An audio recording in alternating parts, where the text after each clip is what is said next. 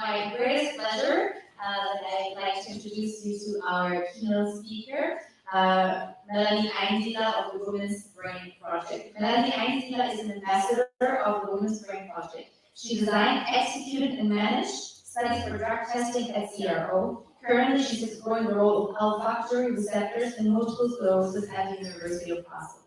And her keynote will be introducing us to new approaches towards precision medicine. Please, Melanie, come on stage and please give her a warm welcome. Thank you.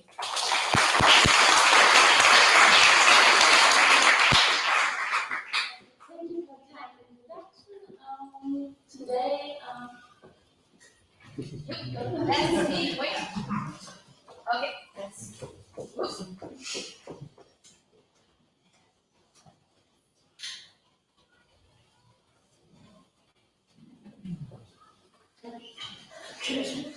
So today I would like to talk about new approaches towards precision medicine and new around the brain project. So,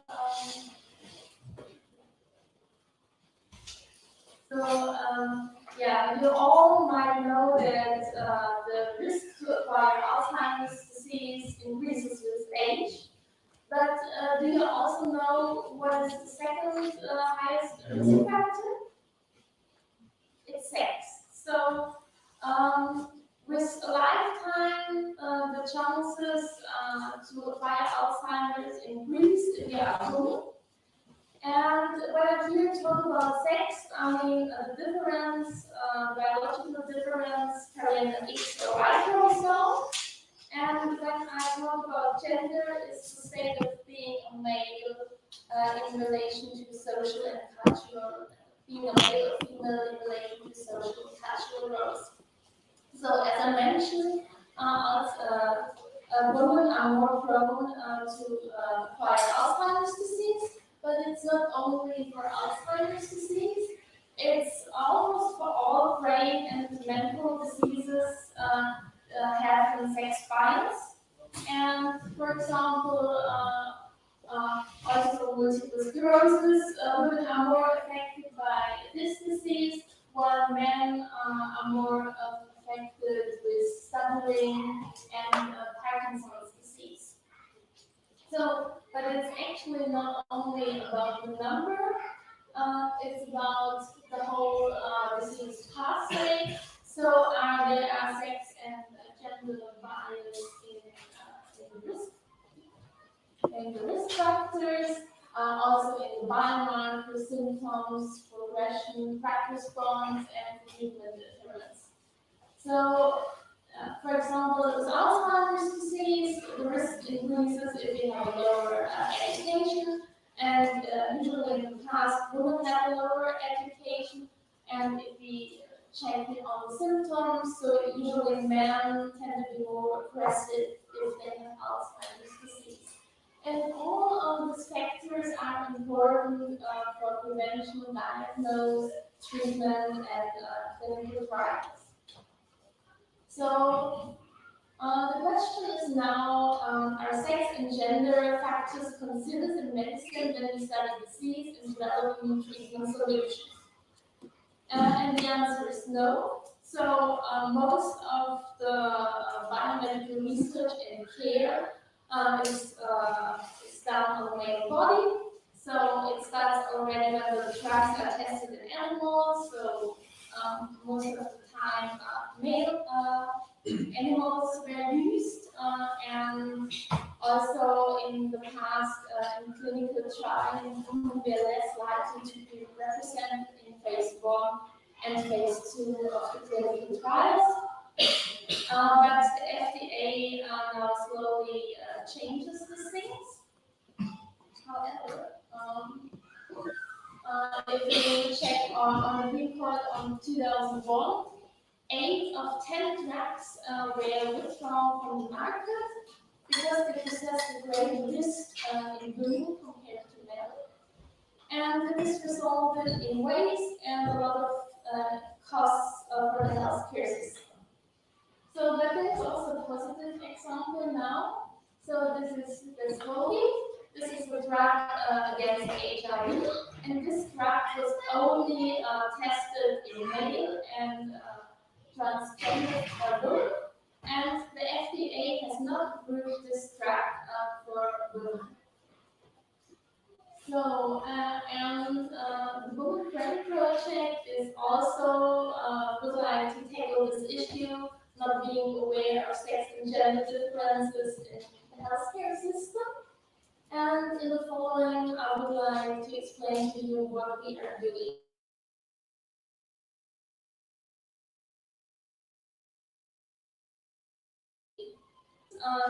Working together with caregivers, patients, their related policymakers, and stakeholders.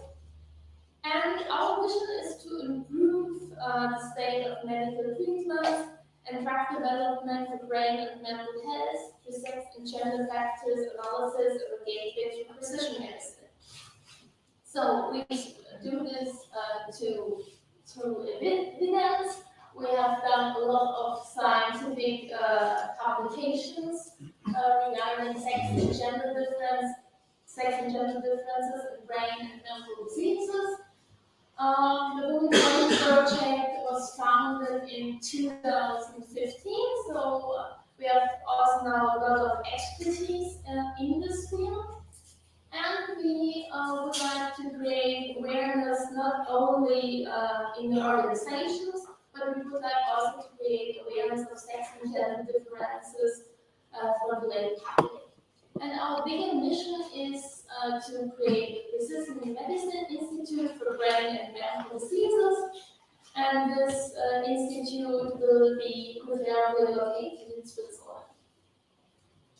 So here are a few examples what we do. As I mentioned already, we do a lot of publication. Actually, at the beginning of this month, we published already 3 publications. We have written 5 books, but not only for scientists, also for the lay public.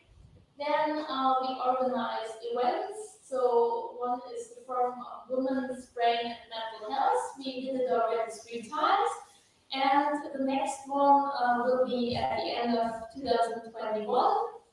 And we also do teachings. For example, we do a continuous education courses for medical doctors. And also the public, we have now get some awareness and received several awards.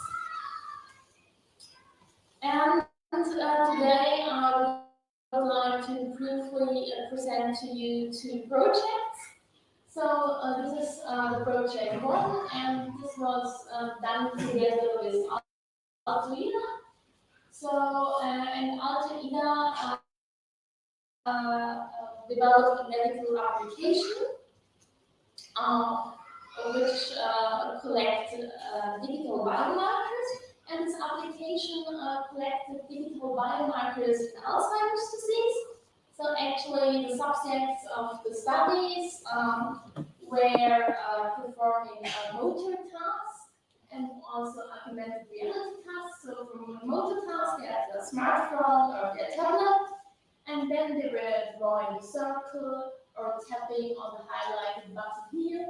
And for the augmented reality task, then it's like Pokemon Go. They placed a teddy in a group, and later on they needed to find this teddy again. And so with this medical application and the digital biomarkers which we have collected with it was possible to discriminate between healthy subjects and patients that have a risk to develop Alzheimer's disease in the next 3 years. And the Women Brain Project raised now the question, could it be that with this digital biomarkers they have sex and gender, they are sex bias? And this is the publication which came out of it, and I just want to show you here a little bit more data. So indeed, by reanalyzing this data, sex classifier could be identified. And so the sex classifier had the highest score in healthy controls, which performance of 74%. And then this classifier declines in performance in mild cognitive impaired patients and in patients with Alzheimer's disease. And this raises the awareness that it's important that these digital biomarkers can be used to identify sex and gender differences in Alzheimer's disease patients, and so they could be have then a more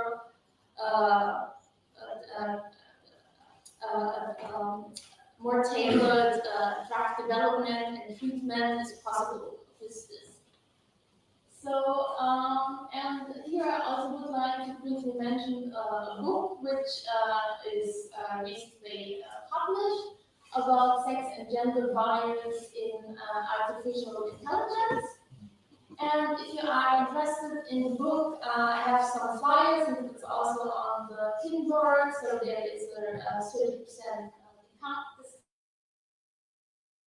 on it. And now, which is the patient journey in Alzheimer's disease. So this project actually was initiated by a regulatory roundtable on sex and gender considerations in drug development. So the participants were regulatories and other entities, so for example the FDA and the Women's Health Organization. And as I mentioned already before, it's important to consider the whole progression of the disease from starting to treatment, development, and caregiving. And with the sex and gender-based factors, it's important for organizations and also authorities when does the disease start, when was the first diagnosed, was it misdiagnosed, when are the patients received first treatment, when they are cured from the disease, or they have an exodus. And our scientists did a questionnaire based on our hypothesis.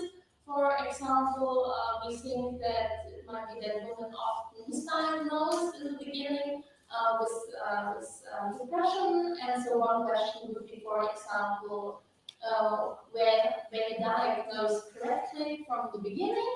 And this is done with an online survey, and this is either filled out by the patients and or by their caregivers with mild cognitive impairment and prodromal and mild Alzheimer's disease.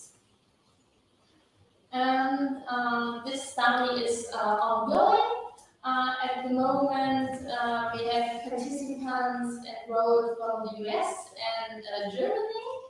And we collaborate with Charles River Associates and Alzheimer's Disease International for these studies.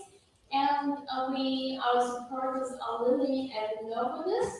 And as I said, at the moment, we only find data from subjects from the US and Germany, but we would like to extend our study and looking for further supporters. So if you are interested, please reach out to us for more information. And just to sum up, through our work, we aim to serve sex and gender bias in research, treatment, and prevention.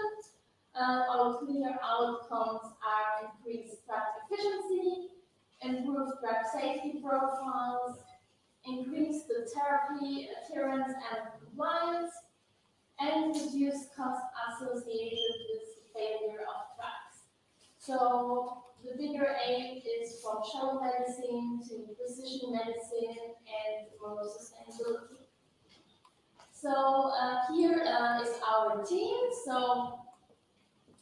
here you can see Antonella Sanvicenza, which is the CEO of this organization and co-founder. Also, the CSO is Maria Teresa Ferretti, and another co-founder is